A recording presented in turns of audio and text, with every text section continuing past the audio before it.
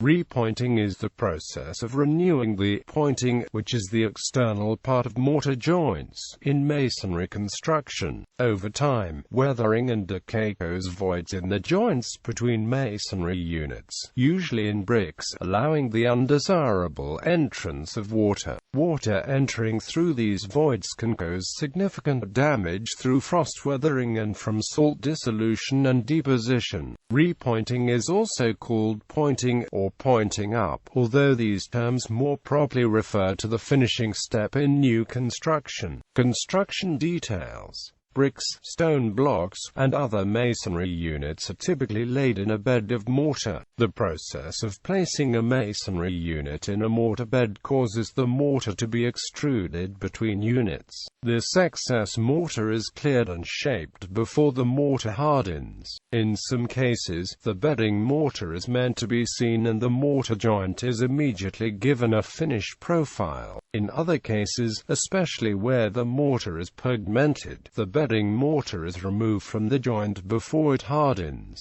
and then pointing mortar is applied in the void and shaped with a finish profile. Process.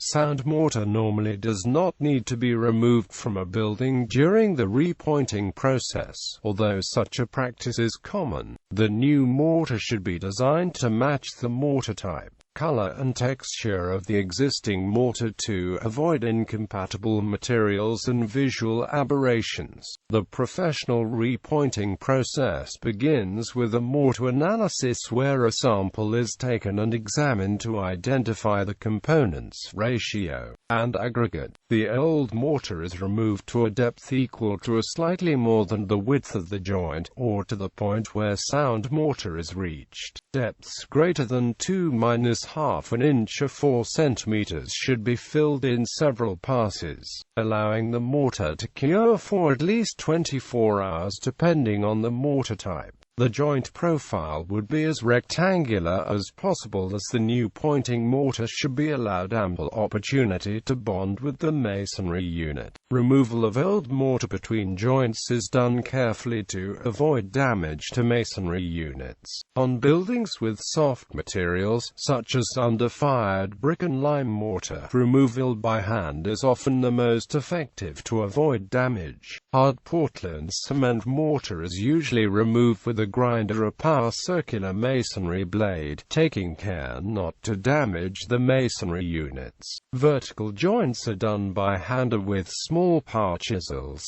Poor repointing work often raises the level of the mortar joint above the face of the masonry unit, which causes the mortar edge to feather. Such a process is aesthetically undesirable and can cause performance problems, as a thin layer of mortar will quickly erode. In addition, depending on the nature of the mortar that rises above the level of the face of the masonry unit can participate in damaging the areas corner of the masonry unit. In these cases, deteriorated mortar is often not removed to a sufficient depth. Materials.